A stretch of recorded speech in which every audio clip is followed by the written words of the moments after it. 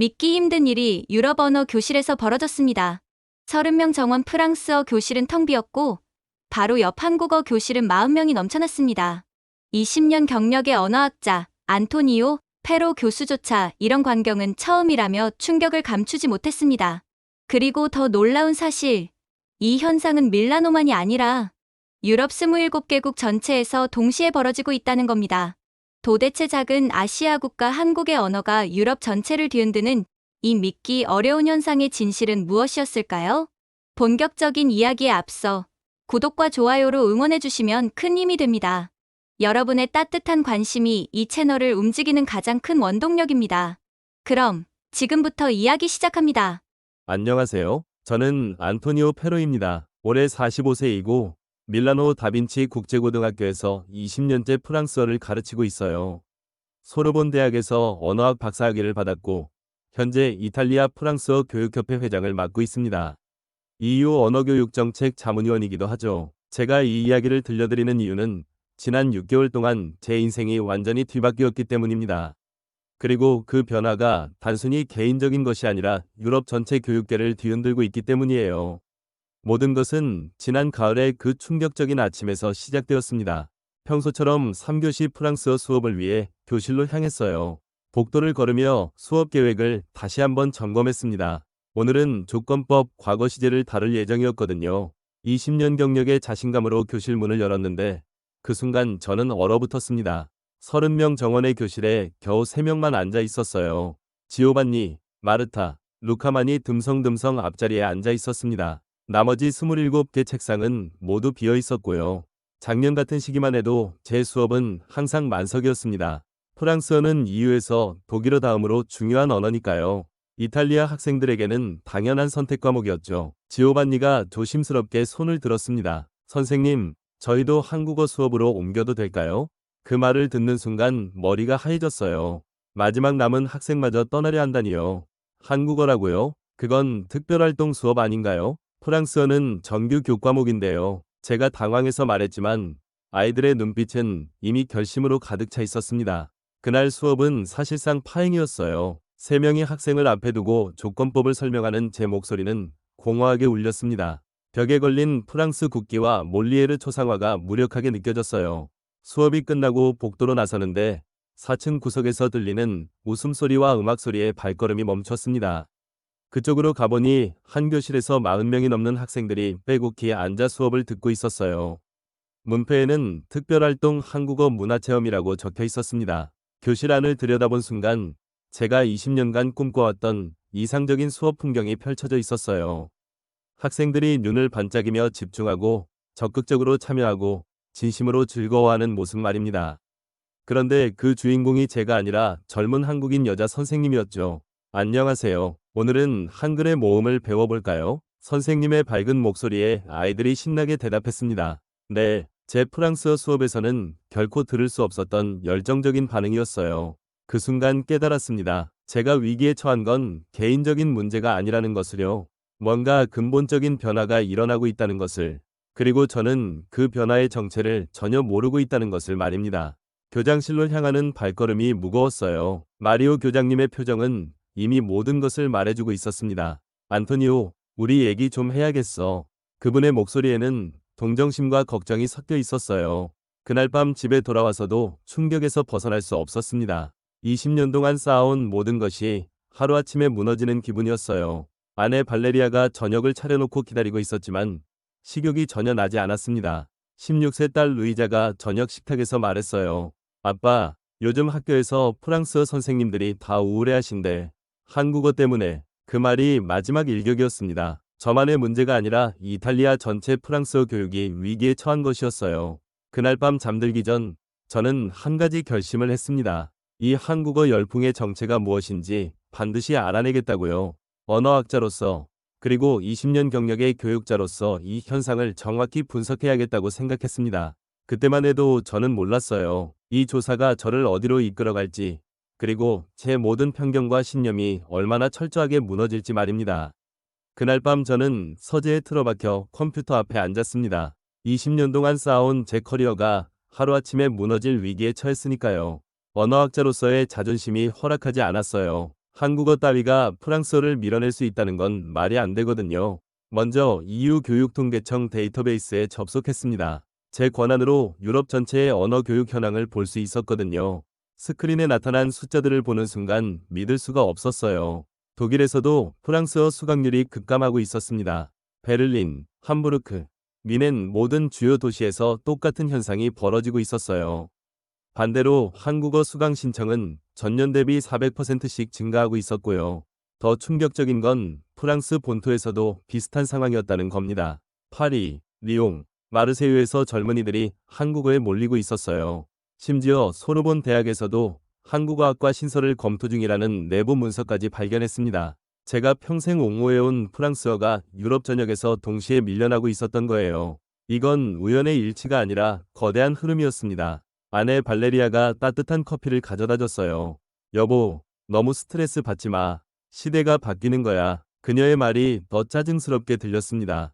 시대가 바뀐다고요? 프랑스어는 수백 년간 유럽 문화의 중심이었는데 말이에요.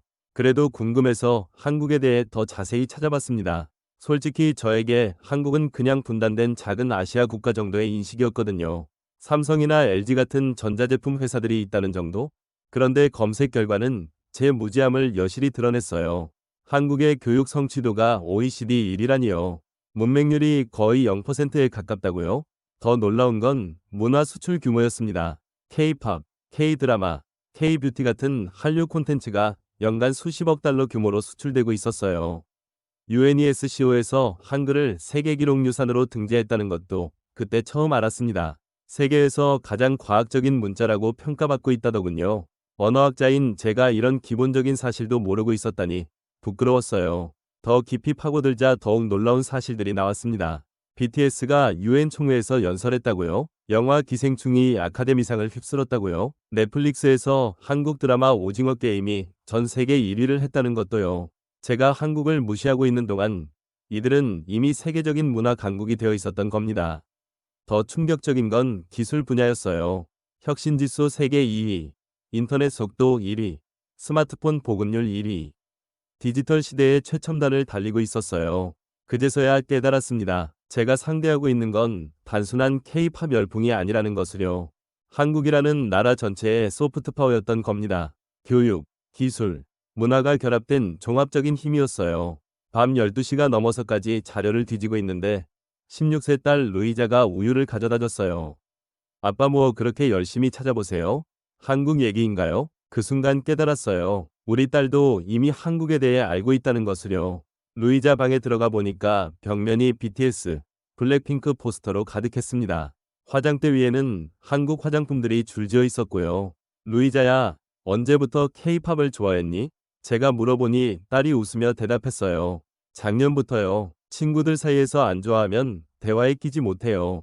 이제 한국어도 조금씩 배우고 있어요. 그 말을 듣는 순간 등골이 서늘해졌습니다. 제 딸도 이미 한국 문화의 영향권 안에 있었던 거예요. 그리고 저만 혼자 뒤늦게 이 변화를 감지한 것이었습니다. 컴퓨터로 돌아와 더 구체적인 수치들을 찾아봤어요. 이탈리아 내 한국어 학습자가 지난 3년간 1000% 증가했다는 통계가 있었습니다. 한국 문화원도 5개에서 25개로 늘어났고요. 가장 충격적인 건 경제 데이터였습니다. 한국이 이탈리아의 주요 투자국 순위에서 7위로 올라섰다는 거예요. 삼성, LG, 현대차 같은 한국 기업들이 유럽 시장에서 독일, 프랑스 기업들과 경쟁하고 있었습니다. 이때 깨달았어요. 학생들이 한국어를 선택하는 이유가 단순히 K-팝 때문만이 아니라는 것을요. 이들은 본능적으로 미래를 준비하고 있었던 겁니다. 한국어가 앞으로 더 중요해질 언어라는 것을 감지하고 있었던 거죠. 새벽 2시가 넘어서야 컴퓨터를 껐습니다. 머릿속이 복잡했어요. 20년간 제가 믿어왔던 모든 것들이 흔들리고 있었거든요. 프랑스어의 우월성, 유럽 언어의 중요성, 아시아 언어에 대한 편견들이 말이에요. 하지만 동시에 언어학자로서의 호기심도 생겼습니다. 정확히 무엇이 한국어를 이렇게 매력적으로 만드는 걸까요? 왜 하필 한국어일까요? 중국어도 아니고 일본어도 아니고 말이에요. 다음날 아침 거울을 보며 다짐했습니다. 감정적으로 반응하지 말고 언어학자답게 냉정하게 분석해보자고요. 적을 알아야 대응할 수 있으니까요. 그리고 혹시 정말로 한국어에 특별한 무언가가 있다면 그것도 인정할 용기를 가져야겠다고 생각했어요. 물론 그때는 몰랐습니다. 이 조사가 저를 완전히 다른 사람으로 만들어버릴 거라는 것을요. 월요일 아침 학교에 도착하자마자 교장 선생님이 급하게 저를 부르셨어요. 표정이 심상치 않았습니다. 안토니오, 큰일 났어. 로마에서 실사단이 내려온다고 하더군. 그 말을 듣는 순간 가슴이 철렁했어요. 이탈리아 교육부 실사단이 밀라노에 온다는 건 심각한 문제가 있다는 뜻이거든요. 보통 학교 폐쇄나 교육과정 개편 같은 중대한 결정을 내릴 때나 오는 거였으니까요. 수요일 오후, 드디어 그들이 왔습니다. 교육부 언어정책과 과장 로사나 마르케티 박사가 실사단을 이끌고 있었어요. 그분은 제가 EU 자문위원으로 활동할 때 몇 번 뵌 적이 있었는데 아주 냉정하고 날카로운 분이었습니다. 학교 대회의실에 교장, 교감, 그리고 주요 과목 담당 교사들이 모였어요.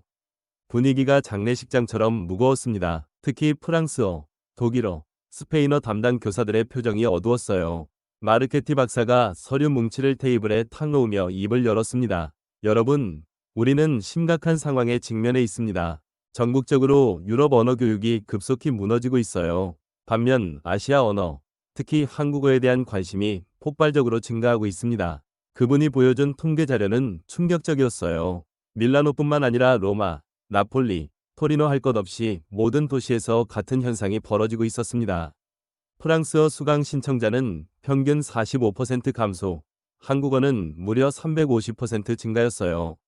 페로 교수님, 마르케티 박사가 저를 똑바로 바라봤습니다. 20년 경력의 베테랑 교사 수업에서 학생들이 대량 이탈하고 있다는 보고를 받았어요. 설명해 주시겠어요? 순간 목이 막혔습니다. 회의실에 있던 모든 사람들의 시선이 저에게 쏠렸어요.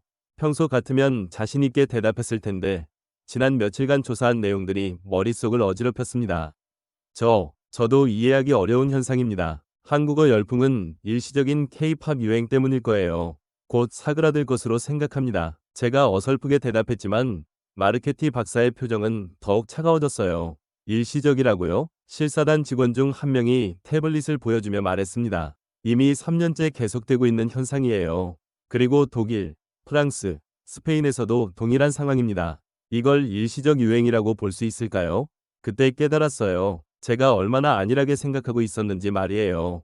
이건 단순히 밀라노 한 학교의 문제가 아니라 유럽 전체 교육 체계를 흔드는 대형 사건이었던 겁니다. 마르케티 박사가 더 날카로운 질문을 던졌어요.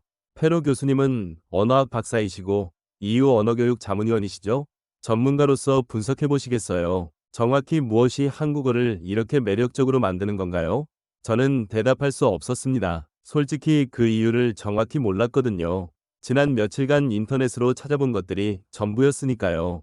한글이 과학적이라든지 한류가 인기라든지 하는 피상적인 정보만 알고 있었어요. 침묵이 길어지자 교장 선생님이 난처한 표정으로 말을 이었습니다. 아마도 젊은 세대들의 문화적 취향 변화가 아닐까요? 요즘 아이들은 BTS나 한국 드라마를 좋아하니까요. 그러자 마르케티 박사가 고개를 저었어요. 단순한 문화적 취향으로 보기에는 너무 체계적이고 광범위합니다. 더 근본적인 이유가 있을 거예요. 그리고 우리는 그 이유를 반드시 알아내야 합니다. 실사단장이 서류를 정리하며 최후 통첩을 날렸습니다. 일주일 드리겠어요. 한국어 현상에 대한 전문적 분석 보고서를 제출해 주세요. 왜 학생들이 유럽 언어를 버리고 한국어를 선택하는지, 어떤 교육적 효과가 있는지, 그리고 우리가 어떻게 대응해야 하는지 명확한 답을 원합니다. 일주일이라고요? 저도 모르게 반문했어요. 그렇습니다. 만약 설득력 있는 보고서를 제출하지 못한다면 프랑스어 과목 존폐를 재검토해야겠어요. 수강생이 너무 적으면 유지할 이유가 없으니까요. 그 말을 듣는 순간 머리가 하얘졌습니다. 20년 커리어가 일주일 안에 끝날 수도 있다는 뜻이었거든요. 더 중요한 건 제가 평생 옹호해온 프랑스어 교육 자체가 사라질 위기에 처했다는 거였어요. 회의가 끝나고 교장실에서 마르케티 박사와 단둘이 대화할 기회가 있었습니다. 로사나, 솔직히 말해봐요. 상황이 얼마나 심각한가요? 제가 물었더니 그분이 한숨을 쉬며 대답했어요. 안토니오, 이건 교육혁명이야. 학생들이 스스로 언어를 선택하는 시대가 온 거야. 우리가 중요하다고 강요하는 언어가 아니라 정말 필요하고 매력적인 언어를 찾고 있는 거지. 그날 밤 집에 돌아와서도 압박감에서 벗어날 수 없었어요. 일주일 안에 한국어 현상을 완벽하게 분석해야 한다니요. 그것도 제 커리어가 걸린 상황에서 말이에요. 아내에게 상황을 설명하니까 발레리아가 말했어요. 여보, 이참에 한국어를 직접 경험해보는 건 어때? 적을 알아야 이기는 법 아니야? 그 말이 묘한 울림을 줬습니다. 지금까지 저는 한국어를 멀리서만 관찰하고 있었거든요. 정작 그 실체가 무엇인지, 왜 학생들을 끌어당기는지는 모르고 있었어요. 결국 결심했습니다. 직접 뛰어들어서 한국어 현상을 몸으로 체험해보기로요. 일주일이라는 짧은 시간 안에 답을 찾으려면 그 방법밖에 없었으니까요. 하지만 그때는 몰랐습니다. 이 조사가 저를 완전히 다른 세계로 이끌어갈 거라는 것을요. 다음날 아침 일찍 밀라노 교육청 건물로 향했습니다. 일주일 안에 보고서를 완성해야 하니까 시간이 촉박했거든요. 감정적인 추측이 아닌 객관적인 데이터가 필요했어요. 교육청 3층 통계분석실 문을 두드렸습니다. 김나연 분석관이 저를 맞아주었어요. 한국계 이탈리아인으로 밀라노 대학에서 교육통계학을 전공했다고 들었습니다. 아이러니하게도 한국어 현상을 분석하는데 한국 이름을 가진 분석관의 도움을 받게 되었네요. 페로 교수님, 무엇을 도와드릴까요? 김나연 씨가 정중하게 물었습니다. 저는 상황을 설명하고 최근 몇 년간 언어 교육 통계를 요청했어요. 특히 프랑스어와 한국어 수강률 변화를 자세히 알고 싶다고 했습니다. 그분이 컴퓨터 화면을 켜고 검색하기 시작했어요. 잠깐만요. 정말 놀라운 변화네요. 화면에 나타난 그래프를 보는 순간 저는 말문이 막혔습니다. 프랑스어 수강률이 3년 전 4,200명에서 현재 1,800명으로 급감했다는 거예요. 거의 절반 이하로 줄어든 거죠. 반면 한국어는 3년 전 0명에서 시작해서 현재 3,400명까지 증가했다고 하더군요. 이게 정말 맞는 수치인가요? 제가 믿을 수 없다는 듯 물어봤어요. 김나연 씨가 고개를 끄덕이며 더 자세한 자료를 보여주었습니다. 월별 변화 추이까지 나와 있었는데 한국어 증가세가 기하급수적이었어요. 더 충격적인 사실은 따로 있었습니다. 한국어를 배우는 학생들의 전체 성적이 향상되고 있다는 거예요. 평균 GPA가 0.8점이나 상승했다고 하더군요. 이건 어떻게 설명할 수 있을까요? 저도 모르게 중얼거렸어요. 김나연 씨가 흥미로운 분석을 제시했습니다. 패턴 인식 능력이 향상되는 것 같아요. 한글의 체계적 구조가 논리적 사고력에 도움을 주는 것 같습니다. 언어학자인 제가 그동안 놓치고 있었던 부분이었어요. 단순히 언어 하나를 더 배우는 게 아니라 사고방식 자체가 변화하고 있었던 거죠. 수학이나 과학 같은 다른 과목 성적까지 오르고 있었으니까요. 김나연 씨가 더 광범위한 데이터를 보여주었습니다. 이런 현상이 밀라노만의 일이 아니라는 거였어요. 토리노에서는 프랑스어 수강률이 50% 감소했고 로마에서는 독일어가 40% 줄었다고 했습니다. 반대로 한국어는 모든 도시에서 폭발적으로 증가하고 있었어요. 나폴리 300% 증가, 베니스 250% 증가, 볼로냐 400% 증가였습니다. 이탈리아 전체가 한국어 열풍에 빠져 있었던 거죠. 혹시 다른 유럽 국가 데이터도 있나요? 제가 물어보니 김나연 씨가 EU 공동 데이터베이스를 검색해 주었습니다. 결과는 더욱 충격적이었어요. 베를린에서 프랑스어 수강률 55% 감소, 한국어 800% 증가, 파리에서도 독일어 35% 감소, 한국어 600% 증가였습니다. 심지어 스페인 마드리드에서도 비슷한 현상이 벌어지고 있었어요. 이건 단순한 유행이 아니네요. 저는 헌스 앞의 데이터를 보며 중얼거렸습니다. 유럽 전체에서 동시에 일어나는 언어 교육의 대변화였던 거예요. 김나연 씨가 한 가지 더 흥미로운 자료를 보여주었습니다. 학습 동기에 관한 설문조사 결과였어요. 한국어를 선택한 이유 1위가 미래 취업에 도움이 될 것 같아서였다고 하더군요. K-팝 좋아해서는 3위였고요. 학생들이 생각보다 현실적이었던 거예요. 단순히 문화적 관심 때문만이 아니라 실용적 가치를 고려해서 한국어를 선택하고 있었던 겁니다. 한국의 경제적 영향력이 커지면서 한국어의 실용성도 함께 인정받고 있었어요. 반면 프랑스어를 포기한 이유 1위는 어려워서였습니다. 2위가 실생활에 도움이 안 될 것 같아서였고요. 제가 평생 가르쳐온 프랑스어가 학생들에게는 불필요한 짐으로 여겨지고 있었던 거죠. 더 구체적인 학습성과 데이터도 놀라웠습니다. 한국어 학습자들이 다른 외국어도 더 빨리 습득한다는 거예요. 영어 성적이 평균 15% 향상되었고 심지어 이탈리아어 문법 실력도 좋아졌다고 하더군요. 이게 정말 가능한 일인가요? 저는 여전히 믿기 어려워했어요. 김나연 씨가 설명해 주었습니다. 한글의 규칙성이 언어 학습에 대한 자신감을 키워주는 것 같아요. 성공 경험이 다른 학습에도 긍정적 영향을 미치는 거죠. 그 순간 깨달았습니다. 제가 지금까지 한국어를 경쟁 상대로만 봤는데 사실은 언어 교육 전체에 새로운 패러다임을 제시하고 있었던 거예요. 효율적이고 체계적인 학습법으로 말이죠. 마지막으로 가장 충격적인 데이터를 보았습니다. 한국어 교육기관 수가 3년 만에 5배나 늘었다는 거였어요. 정부 지원도 없이 순전히 민간 수요만으로 이런 성장을 이룬 거죠. 교육청을 나서면서 머릿속이 복잡했습니다. 객관적인 데이터는 한국어의 완전한 승리를 보여주고 있었어요. 더 이상 일시적 유행이라고 치부할 수 없는 확실한 증거들이었습니다. 하지만 동시에 의문도 생겼어요. 정확히 무엇이 한국어를 이렇게 특별하게 만드는 걸까요? 숫자로는 현상을 확인했지만 그 원인은 여전히 명확하지 않았습니다. 집으로 돌아가는 길에 결심했어요. 이제 수치와 통계를 넘어서서 한국어의 실체를 직접 경험해봐야겠다고요.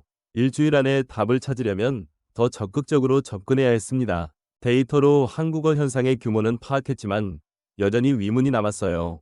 왜 하필 한국어일까요? 중국어나 일본어가 아니라 말이에요. 이 질문에 답하려면 경제적 관점에서 접근해야겠다고 생각했습니다. 그래서 금요일 오전에 밀라노 외곽에 있는 삼성 이탈리아 본사를 방문하기로 했어요.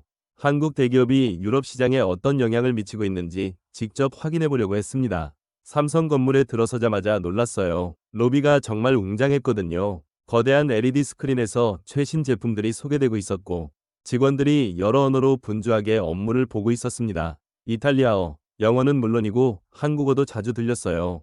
김태현 지사장과의 약속은 오전 10시였습니다. 그분은 한국에서 파견된 임원으로 이탈리아에서 15년째 근무하고 계신다고 하더군요. 이탈리아어도 유창하셨어요. 김 지사장님, 혹시 삼성에서 의도적으로 한국어 교육을 지원하고 있나요? 제가 직설적으로 물어봤습니다. 요즘 밀라노 학교들에서 한국어 열풍이 일고 있어서요. 그분이 웃으며 대답했어요. 전혀요. 페로 교수님, 오히려 우리도 이 현상에 놀라고 있습니다. 이탈리아 젊은이들이 스스로 한국어를 배우기 시작한 거거든요. 우리가 특별히 한 건 없어요. 그럼 한국 기업들이 이탈리아에 미치는 영향은 어떤가요? 제가 다시 물었더니 김 지사장이 흥미로운 자료를 보여주었습니다. 한국어 가능한 이탈리아 직원 채용률이 지난 3년간 400% 증가했다는 거예요. 삼성뿐만 아니라 LG, 현대차, SK 같은 한국 기업들이 모두 한국어 인재를 적극 채용하고 있다고 하더군요. 더 놀라운 건 이탈리아 기업들의 변화였어요. 페라리, 구찌, 프라다, 베르사체 같은 명품 브랜드들이 한국 시장 진출을 위해 한국어 가능한 직원을 우대한다는 거였습니다. 정말인가요? 저는 믿기 어려워했어요. 김 지사장이 구체적인 사례를 들어주었습니다. 페라리는 작년에 한국어 통역 가능한 마케팅 매니저를 연봉 20% 프리미엄을 주고 채용했다고 하더군요. 왜 그런 현상이 일어나는 건가요? 제가 물어보니 김 지사장의 설명이 명쾌했습니다. 한국이 이제 이탈리아의 주요 경제 파트너가 되었거든요. 양국 간 무역량이 지난 5년간 80% 증가했어요. 더 구체적인 수치를 들려주었습니다. 한국은 현재 이탈리아의 7번째 투자국이라고 하더군요. 그리고 이탈리아 젊은이들의 한국 취업도 급증하고 있다고 했어요. 특히 IT, 디자인, 엔지니어링 분야에서요. 그때 깨달았어요. 학생들이 한국어를 선택하는 이유가 단순히 K-팝 때문만이 아니라는 것을요. 이들은 미래 일자리 시장을 정확히 읽고 있었던 겁니다. 한국어가 경제적 가치를 갖게 되었다는 걸 본능적으로 감지한 거죠. 김 지사장이 더욱 흥미로운 정보를 제공해 주었습니다. 한국 정부의 K컬처 정책이 실제로는 경제 전략의 일부라는 거였어요. 문화를 통해 언어를 확산시키고 그것이 결국 경제적 연결고리로 이어진다는 것이었습니다. BTS나 블랙핑크가 단순한 가수가 아니라 한국의 소프트파워 전략의 핵심이라는 걸 그때 이해했어요. 음악으로 관심을 끌고 드라마로 문화를 전파하고 언어학습으로 연결시키는 체계적인 접근이었던 거죠. 실제로 이탈리아에서 한국 화장품, 식품, 전자제품 수입이 급증하고 있다고 했어요. 한국어를 배우는 젊은이들이 한국 제품의 주요 소비층이 되고 있다는 거였습니다. 교수님, 이제 한국어는 선택이 아니라 필수가 되어가고 있어요. 김 지사장의 말이 가슴에 깊이 와 닿았습니다. 미래 일자리와 직결되는 문제라는 거였어요. 제가 그동안 한국어를 단순한 경쟁 상대로만 봤는데 사실은 새로운 경제 생태계의 핵심 도구였던 거예요. 프랑스어처럼 과거의 영광에 기대는 언어가 아니라 미래 성장 동력과 연결된 실용적 언어였던 겁니다. 삼성 본사를 나오면서 충격에서 벗어나기 어려웠어요. 한국어 열풍의 배후에 이런 거대한 경제적 변화가 있었다니요. 학생들이 생각보다 훨씬 현실적이고 미래지향적이었던 거죠. 그날 오후 집에 돌아와서 딸 루이자와 대화해봤어요. 루이자야, 왜 한국어를 배우고 싶어 해? 솔직하게 말해봐. 딸의 대답이 놀라웠습니다. 아빠, 제 친구들 중에 한국 회사 인턴십 받은 애들이 벌써 몇 명이나 돼요. 한국어 할 수 있으면 취업할 때 정말 유리하다고 해요. K-팝은 시작에 불과했어요. 그 순간 모든 퍼즐이 맞춰졌습니다. 한국어 현상의 진짜 원동력은 경제였던 거예요.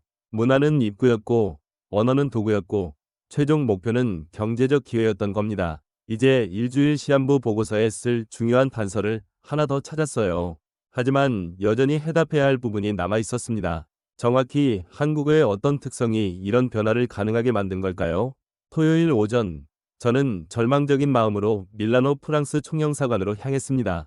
지난 며칠간의 조사 결과가 너무 충격적이어서 모국의 지원이라도 받고 싶었거든요. 프랑스 정부라면 분명 프랑스어 교육의 중요성을 이해하고 도와줄 거라고 생각했어요. 코르소 베네치아 거리에 있는 영사관 건물은 여전히 위험 있어 보였습니다.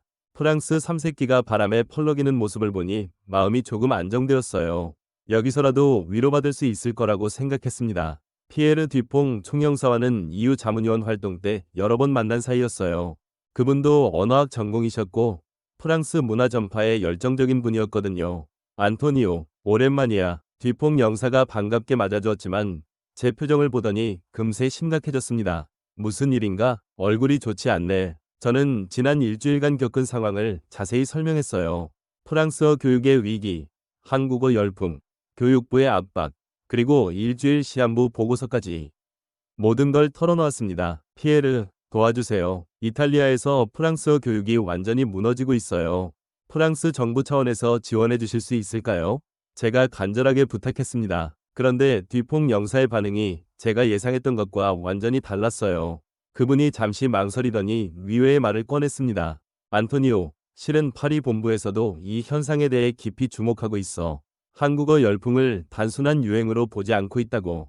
그게 무슨 뜻인가요? 저는 당황했어요. 프랑스가 한국어 현상을 긍정적으로 본다는 뜻인지 이해할 수 없었거든요. 듀퐁 영사가 서류함에서 공문 하나를 꺼내 보여주었습니다. 파리 외무부에서 온 극비 문서였어요. 제목을 보는 순간 머리가 하얘졌습니다. 유럽 내 한국어 교육 현황 및 대응 방안이라고 적혀 있었거든요. 소르본 대학에서 한국어학과 신설을 공식 검토하고 있다는 내용이었어요. 뿐만 아니라 프랑스 전역의 리세에서도 한국어를 제2 외국어로 도입하는 방안을 연구하고 있다고 했습니다. 이럴 수가. 제가 중얼거렸어요. 프랑스마저 한국어 열풍에 편승하려 한다는 뜻이었으니까요. 듀퐁 영사가 더 충격적인 사실을 알려주었습니다. 파리에서도 젊은이들 사이에 한국어 학습 열풍이 일고 있다는 거예요. 파리 한국문화원 수강 대기자가 500명이 넘는다고 하더군요. 안토니오, 이건 거스를 수 없는 시대의 흐름이야. 듀퐁 영사의 말이 가슴에 모처럼 박혔습니다. 우리가 아무리 저항해도 바뀌지 않을 거야. 그럼 프랑스어는 어떻게 되는 건가요? 제가 절망적인 목소리로 물었어요. 수백 년간 유럽 문화의 중심이었던 프랑스어가 이렇게 밀려날 수는 없잖아요. 듀퐁 영사가 한숨을 쉬며 대답했습니다. 굴복이 아니라 현실 인정이야. 한국의 소프트 파워는 이미 세계적 현상이 되었어. BTS가 UN에서 연설하고 기생충이 악한 상 받고 넷플릭스에서 한국 드라마가 1위를 차지하는 시대잖아. 그분이 개인적인 일화도 들려주었습니다. 자신의 15세 딸도 한국어를 배우고 있다는 거예요. 처음에는 반대했지만 딸이 한국어 덕분에 영어나 스페인어도 더 잘하게 되는 걸 보고 놀랐다고 했습니다. 더 충격적인 건 프랑스 정부의 입장이었어요. 한국어를 경쟁자로 보지 말고 동반자로 받아들이자는 거였습니다. 프랑스어 한국어 융합 교육 프로그램까지 검토하고 있다고 하더군요. 듀퐁 영사가 마지막 폭탄을 던졌습니다. 솔직히 말하면 프랑스 본국 젊은이들도 한국어에 큰 관심을 보이고 있어. 리옹, 마르세유, 툴루즈 할 것 없이 모든 도시에서 같은 현상이야. 우리도 이 흐름에 뒤처지면 안 돼. 그 말을 듣는 순간 완전히 절망했어요. 제가 마지막으로 기댈 곳이라고 생각했던 모국마저 한국어 편에 서려 한다는 거였으니까요.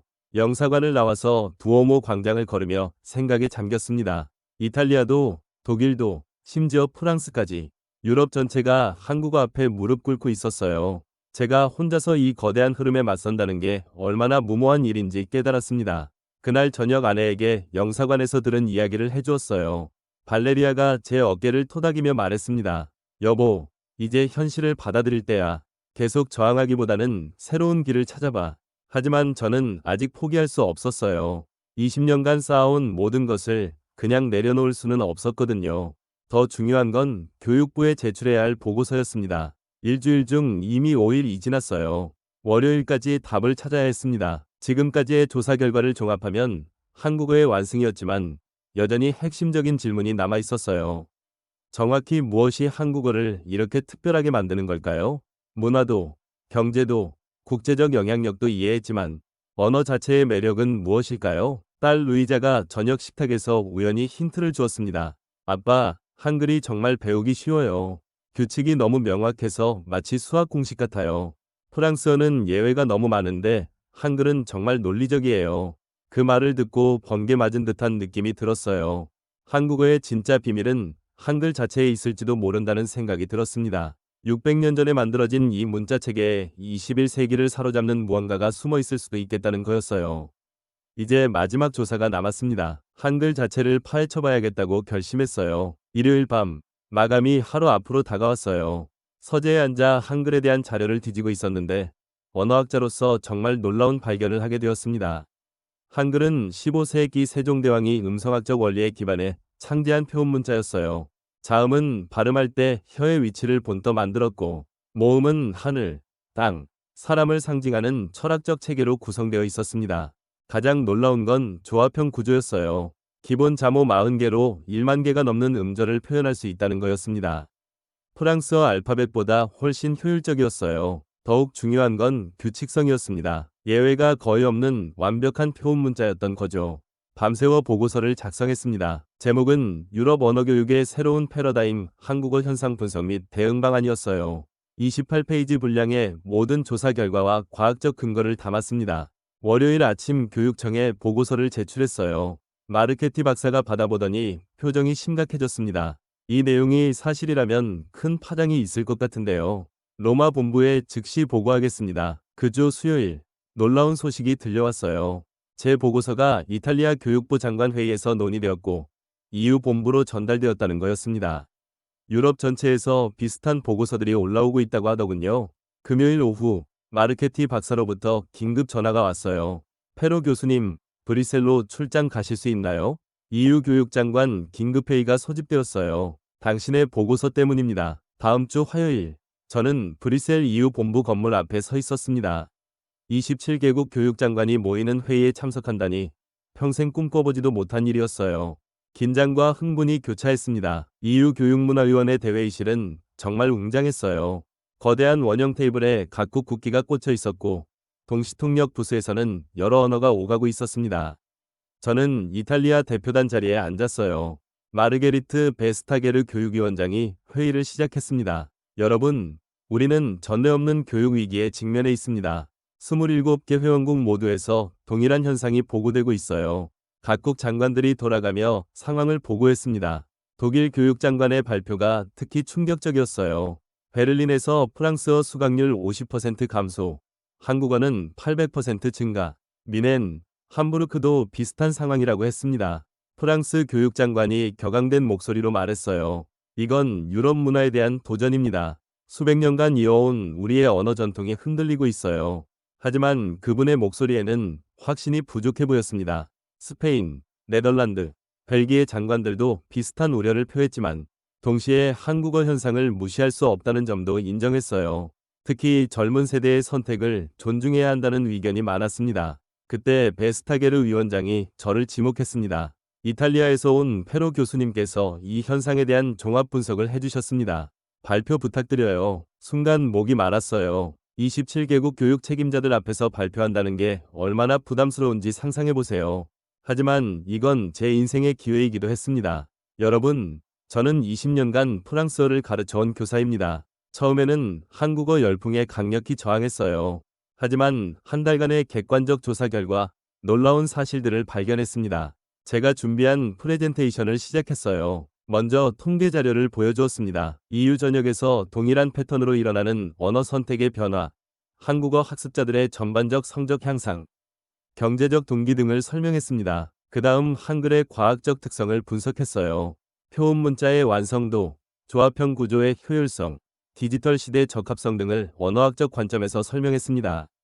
회의실이 점점 조용해졌어요. 가장 중요한 건 교육적 효과였습니다. 한글 학습이 패턴 인식 능력을 향상시켜 다른 학습에도 긍정적 영향을 준다는 연구 결과를 제시했어요. 이건 단순한 언어 교체가 아니라 학습법의 혁신이라고 강조했습니다. 독일 교육장관이 질문했어요. 그럼 우리 전통 언어들은 어떻게 하자는 건가요? 포기하라는 뜻인가요? 저는 단호하게 대답했습니다. 절대 아닙니다. 경쟁이 아닌 융합이 답입니다. 한글의 체계성을 활용해서 유럽 언어들을 더 효과적으로 가르칠 수 있어요. 한국어를 적으로 볼 게 아니라 동반자로 받아들여야 합니다. 그 말에 회의실 분위기가 바뀌었어요. 네덜란드 교육장관이 관심을 보였습니다. 구체적으로 어떤 방식인가요? 실제 사례가 있나요? 저는 밀라노에서 시험적으로 진행 중인 융합교육 프로그램에 대해 설명했어요. 한글로 프랑스어 발음을 표기해서 학습 효과가 30% 향상되었다는 결과를 보여주었습니다. 스웨덴 교육장관이 흥미로운 제안을 했어요. EU 차원에서 이런 융합교육 프로그램을 시범 운영해보면 어떨까요? 여러 회원국에서 동시에 실험해보는 거죠. 그 제안에 놀랍게도 많은 장관들이 찬성 의견을 표했습니다. 프랑스 교육장관도 처음에는 반대했지만 점차 현실적 필요성을 인정하는 분위기였어요. 베스타게르 위원장이 정리했습니다. 그럼 유럽 아시아 언어 브릿지 프로젝트를 공식 검토하기로 하겠습니다. 10개국에서 시범 운영하고 1년 후 결과를 평가해보죠. 회의가 끝나고 여러 장관들이 저에게 다가와 악수를 청했어요. 20년 프랑스어 교사가 하루아침에 EU 교육 혁신의 선구자가 된 순간이었습니다. 브뤼셀에서 밀라노로 돌아오는 기차 안에서 창밖을 바라보며 생각했어요. 한 달 전만 해도 한국어를 적으로 여겼는데 이제는 새로운 교육의 가능성을 함께 열어가는 파트너가 되었다는 게 믿어지지 않았습니다. 하지만 진짜 변화는 이제 시작이었어요. EU의 결정이 어떤 파장을 불러일으킬지, 그리고 제 인생이 어떻게 바뀔지 전혀 예상할 수 없었거든요. 브뤼셀에서 돌아온 후 제 삶이 완전히 바뀌었습니다. EU 교육위원회에서 공식적으로 저를 언어융합교육 특별고문으로 임명했거든요. 20년간 평범한 프랑스어 교사였던 제가 유럽 교육 정책의 핵심 인물이 된 거예요. 가장 먼저 변한 건 제 수업이었습니다. 더 이상 프랑스어만 가르치지 않아요. 한글의 체계적 원리를 활용해서 프랑스어를 가르치는 새로운 방법을 개발했습니다. 한글로 프랑스어 발음을 정확하게 표기하고 두 언어의 공통점을 찾아내는 융합 수업이에요. 결과는 놀라웠습니다. 학생들이 다시 프랑스어 수업으로 돌아오기 시작했어요. 30명 정원이 다시 꽉 찼고 대기자까지 생겼습니다. 하지만 이제 제 수업은 예전과 완전히 달라요. 한국어와 프랑스어가 함께 어우러지는 혁신적인 교육법이거든요. 딸 루이자가 어느 날 말했어요. 아빠, 이제 프랑스어가 정말 재미있어요. 한글로 발음 연습하니까 훨씬 정확해지고 두 언어를 동시에 배우니까 머릿속이 더 명확해지는 것 같아요. 밀라노 전체도 변하기 시작했습니다. 우리 학교가 EU 시범 프로젝트 주관 학교로 선정되면서 유럽 각국에서 교육 시찰단이 몰려들었어요. 독일, 프랑스, 스페인, 네덜란드에서 온 교육자들이 제 수업을 참관하고 노하우를 배워갔습니다. 밀라노 시장이 직접 학교를 방문했어요. 페로 교수님, 밀라노가 유럽 언어 교육의 새로운 중심지가 되고 있습니다. 시 차원에서 전폭 지원하겠어요. 그 결과 우리 학교는 다빈치 다언어 혁신센터로 확대 개편되었습니다. 더 놀라운 변화는 이탈리아 전국에서 일어났어요. 로마 교육부에서 제 교육법을 전국 표준으로 채택하기로 결정한 거예요. 한국어 유럽언어 융합과정 이 이탈리아 모든 고등학교에 도입되기 시작했습니다. 이탈리아 총리가 한국 대통령과 교육협력 MOU를 체결할 때 저도 참석했어요. 로마 콜로세움 앞에서 열린 기자회견에서 총리가 말했습니다. 이탈리아는 동서양 언어 교육 융합의 선구자가 될 것입니다. 그 자리에서 한국 대통령을 직접 만날 기회도 있었어요. 세종대왕이 600년 전에 만든 한글이 21세기 이탈리아 교육을 혁신하고 있다니 정말 감동적입니다. 대통령님의 말씀에 가슴이 뭉클했어요. 국제적 인정도 뒤따랐습니다. 제 논문 한글 효과 언어학습의 인지혁명 이 하버드 교육리뷰 표지 논문으로 선정되었어요. MIT, 옥스퍼드, 소르본 대학에서 특강 요청이 쏟아졌습니다. 가장 뜻깊었던 순간은 뉴욕 유엔 본부에서의 발표였어요. 유네스코 세계교육 포럼에서 193개국 교육 담당자들 앞에서 기조연설을 했습니다. 제목은 경쟁에서 협력으로 한국 유럽 언어 다리였어요. 신사숙녀 여러분, 600년 전 조선의 세종대왕이 만든 한글이 오늘날 유럽 교육 혁신의 열쇠가 되고 있습니다. 이는 동서양 문명의 만남이며 언어교육의 새로운 패러다임입니다. 연설이 끝나자 기립박수가 터져나왔어요. 아프리카, 남미, 아시아 각국 대표들이 저에게 다가와 자국에도 이런 프로그램을 도입하고 싶다고 했습니다. 지금 제 명함에는 EU 언어교육 혁신 대사라고 적혀 있어요. 세계 각국을 돌며 한글 융합 교육법을 전파하는 것이 제 새로운 일입니다. 한 달에 2번 정도는 해외 출장을 다니고 있어요. 얼마 전에는 정말 뜻깊은 일이 있었습니다. 밀라노 한국문화원이 새로운 건물로 확장 이전한 거예요. 밀라노시와 한국문화재청이 공동으로 지원했는데 제가 확장 자문위원장을 맡았습니다. 새 문화원 개관식 날 수많은 시민들이 참석했어요. 한국어와 이탈리아어로 된 현판을 보며 감회가 새로웠습니다. 밀라노 서울 언어문화교류센터라고 적혀 있었거든요. 딸 루이자는 이제 서울대학교 교환학생으로 한국에 가 있어요. 한국어와 이탈리아어, 프랑스어, 영어를 자유롭게 구사하는 젊은 다언어 전문가가 되었습니다. 외교관이 꿈이라도 하더군요. 아내 발레리아도 변했어요. 처음에는 제 변화를 걱정했었는데 이제는 적극적으로 지원해주고 있어요. 한국 요리도 배웠고 저와 함께 세계 각국 출장을 다니기도 합니다. 하지만 가장 큰 변화는 제 마음속에서 일어났어요. 한 달 전만 해도 한국어를 경쟁자, 심지어 적으로 여겼는데 이제는 함께 성장하는 동반자로 생각합니다. 언어는 경쟁하는 것이 아니라 서로 도우며 발전하는 것이라는 걸 깨달았어요. 오늘도 제 수업에서는 이탈리아 학생들이 한글과 프랑스어를 함께 배우고 있습니다. 복도에서는 차오, 안녕, 메르시, 감사합니다. 같은 다국어 인사가 자연스럽게 오갑니다. 지오반니가 어제 저에게 말했어요. 선생님, 한글 덕분에 프랑스어가 이렇게 재미있는 줄 몰랐어요. 이제 언어 배우는 게 정말 즐거워요. 그 말을 듣는 순간 모든 고생이 보람으로 변했습니다. 다음 주에는 베를린에서 열리는 유럽교육장관회의에 참석합니다. 이제 EU 언어융합교육 표준안이 공식 채택될 예정이에요. 27개국이 함께 참여하는 역사적인 순간이 될 것 같습니다. 때로는 꿈만 같아요. 텅 빈 교실에서 절망했던 제가 이렇게 큰 변화의 중심에 서 있다니요.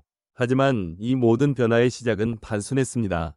편견을 버리고 열린 마음으로 새로운 것을 받아들인 것뿐이에요. 한국어는 제게 적이 아니라 가장 소중한 스승이었습니다. 그리고 지금도 전 세계 수많은 학생들에게 새로운 가능성의 문을 열어주고 있어요. 오늘 저녁에도 새로 개관한 한국문화원 앞을 지나갈 예정입니다. 그때마다 마음속으로 감사 인사를 드려요. 600년 전 한 임금님의 꿈이 21세기 밀라노에서 새로운 꽃을 피우고 있다고 말이에요. 오늘 이야기는 어떠셨나요? 감동 시선에서 앞으로도 의미 있는 이야기들을 계속 전해드릴게요. 구독과 좋아요는 큰 힘이 됩니다. 함께 해주셔서 감사하며 감동 시선과 함께하는 매일이 특별해지시길 바랍니다.